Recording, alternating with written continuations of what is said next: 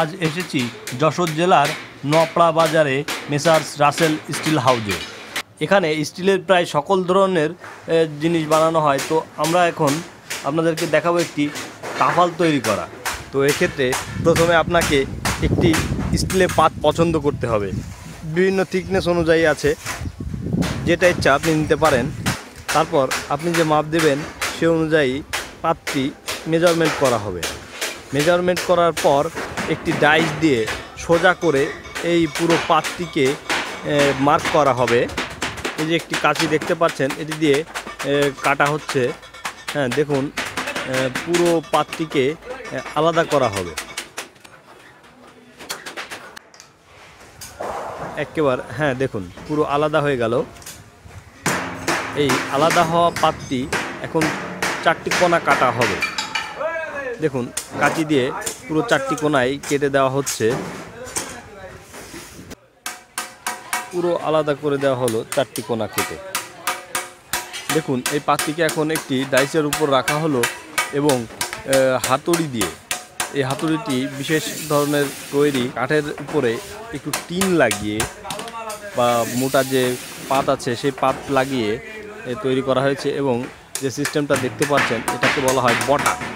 অর্থাৎ এই তাফালটির যে প্রাচীর অংশ, সেই প্রাচীর অংশে যে একটি বটা ধরনের থাকে, 2 ভাঁজ ধরনের, সেই ভাঁজটি তৈরি করা হচ্ছে।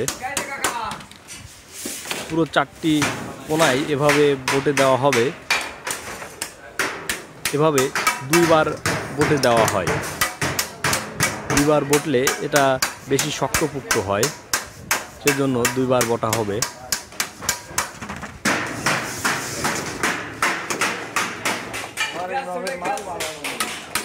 এই প্রতিষ্ঠানের ঠিকানাটি হলো messrs Russell steel house, Tafalpatti, Napara, Abhaynagar, Jessore. প্রতিষ্ঠানটির পরিচালক হলেন মনির হোসেন। স্ক্রিনে থাকা নাম্বারটি দিয়ে যোগাযোগ করতে পারেন। দেখুন বটা কাজ শেষ হয়ে গেল। দেখুন পাতটিকে আবার মার্ক করা হচ্ছে।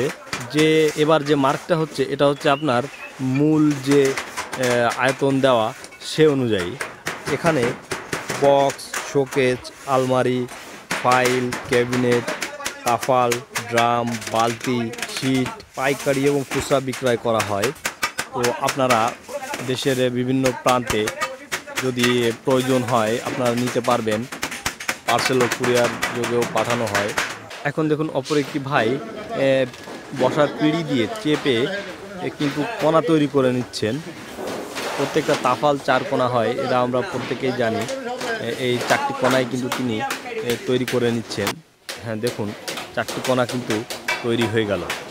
এবার প্রাচীর তৈরি করা হবে, দেওয়াল বা গভীরতা যেটাকে বলা হয়। দেখুন পিঁড়ি দিয়ে চেপে ধরে যখন টান দিচ্ছে পাতটি, কিন্তু প্রাচীর তৈরি হয়ে যাচ্ছে। হ্যাঁ, এভাবে 4 কোণাতেই প্রাচীর তৈরি করা হচ্ছে। দেখুন পুরো 4 কোণা জুড়েই কিন্তু প্রাচীর তৈরি হয়ে গেল। প্রায় যে তাফালের কার্যক্রম শেষের পথেই কিন্তু দেখুন পুরো আকৃতি চলে এসেছে। হ্যাঁ, দেখুন এখন এই যে কোণাটা, এই কোণার ভাঁজটাকে বা বটাটাকে আবার কিন্তু পুরো জুড়ে দেওয়া হচ্ছে।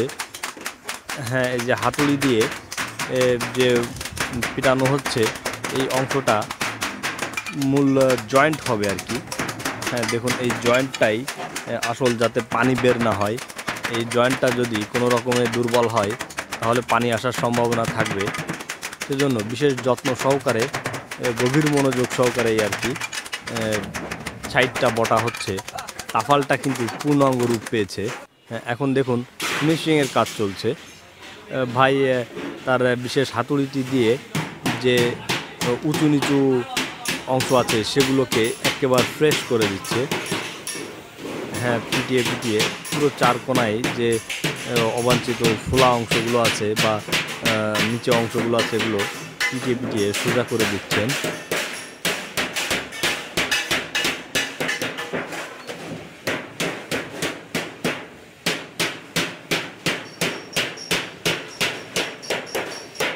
হ্যাঁ, দেখুন তৈরি হয়ে গেল। পূর্ণাঙ্গ একটি তাফাল।